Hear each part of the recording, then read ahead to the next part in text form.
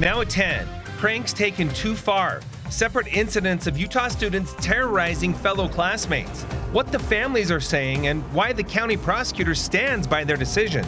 Plus, Westminster celebrating a new home for student support.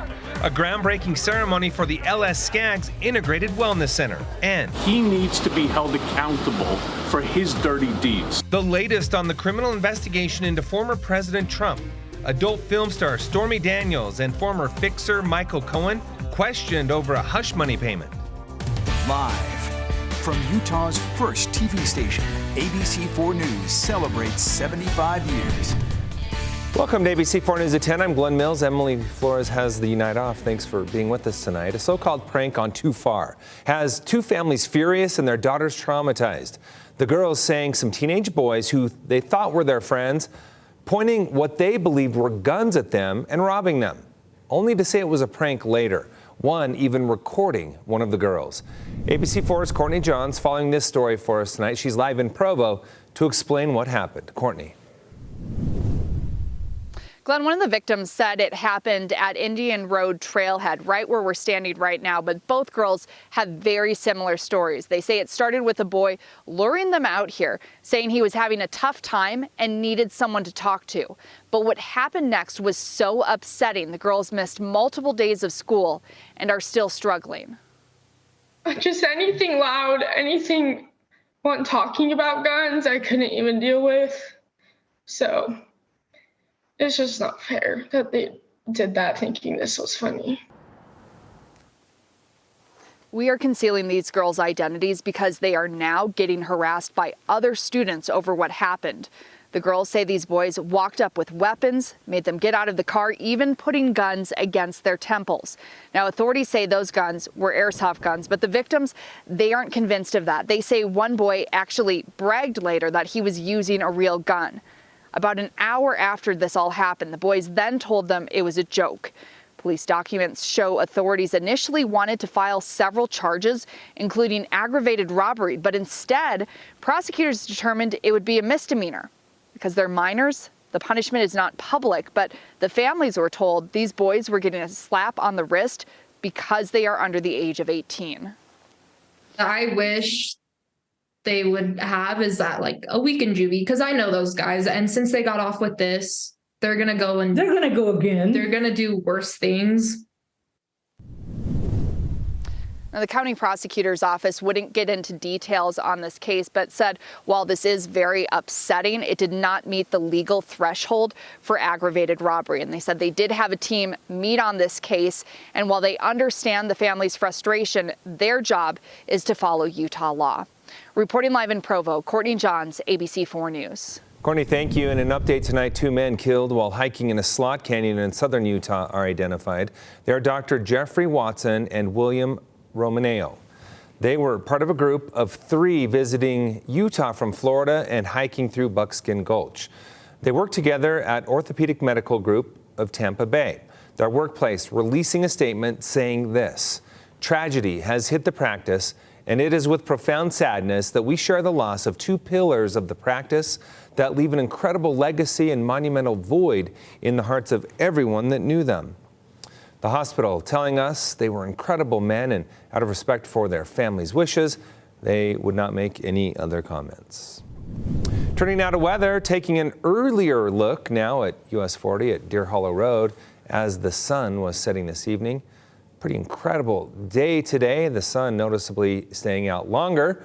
So are we starting to see signs of spring? I would say yes, but that doesn't mean winter's over just yet. Chief Meteorologist Alana Brophy with those details. This winter doesn't want to end. It's been so active, Glenn, and we've got another storm in the works, but we've got to talk about how gorgeous today was as we were drying out. This is what it looked like this evening out there at Stansbury Island. Gorgeous shot from Scott Taylor. Thank you so much, Scott, for sending it our way. You can't find a cloud in that picture because high pressure has taken control, drying us out and keeping us nice and quiet. So you can see on the satellite radar, very sleepy conditions, very different than the last couple couple of days because of that atmospheric river event. Temperatures were cooler, running below average statewide by about 8 to 10 degrees. 37 right now out there, 31 in Moab, freezing in Cedar, and 40s in St. George. But the wind's making it feel a little colder than those numbers show. So the real feel tonight feels like it's already below freezing in Salt Lake. Feels like the 20s in Provo and teens up in Cache Valley. So there is a chill in the air, and those below average temperatures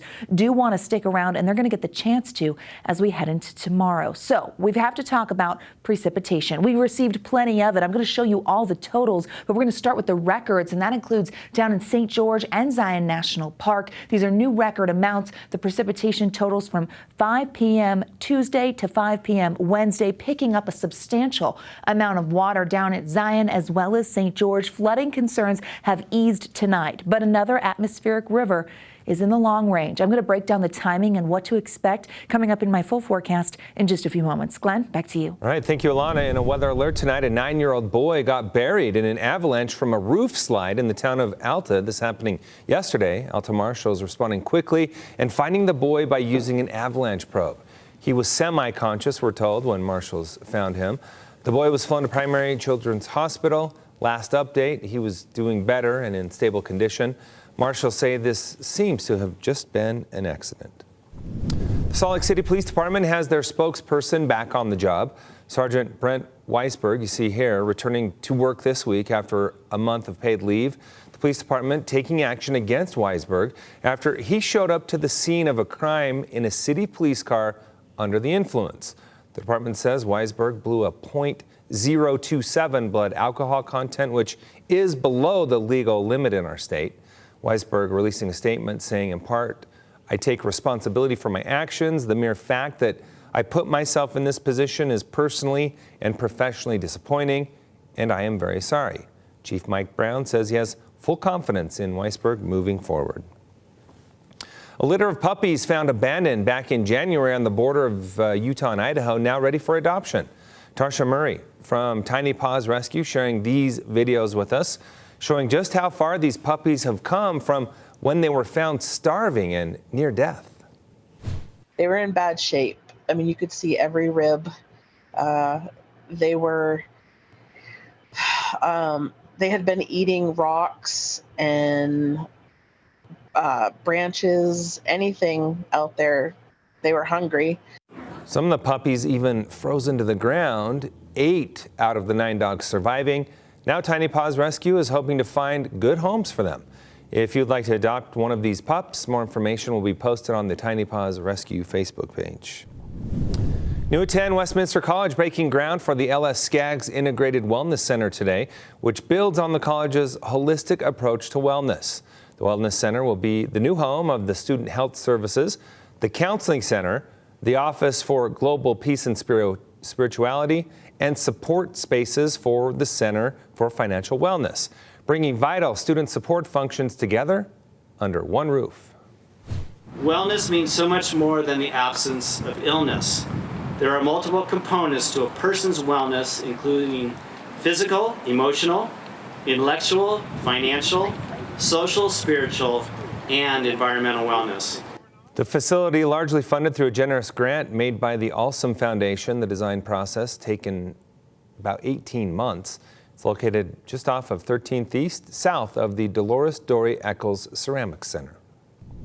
Coming up, the recent collapse of 2 banks, top of mind for lawmakers in the nation's capital today. More from senators on the Finance Committee. And the latest on the former President Trump investigation involving adult film star Stormy Daniels and $130,000 in hush money. And there's that live look outside from the ABC4 studios. It's chilly out there, but it is dry. It's going to stay that way as we head into your St. Patrick's Day, but another atmospheric river is in the cards. I'll tell you when and what to expect in Utah's most accurate forecast.